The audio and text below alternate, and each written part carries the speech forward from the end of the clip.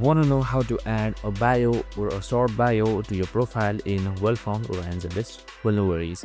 So bio really helps you recognize what kind of skill you do and what you are. So let's get straight to it on how you can easily add your bio into your profile.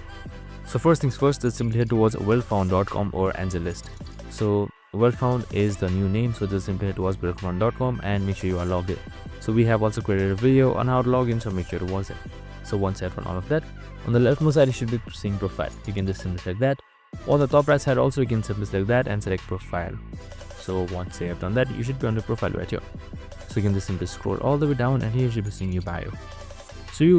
So what I would give you in bio is that you need to write your education and your skill that you have. So you can also see the example right here. So once it's simply written anything that you like, just simply click save right here and you should be good to go. And that's it. I hope this video helped. If it did, make sure to like, subscribe and tune in with us for more of these videos. See you in the next one.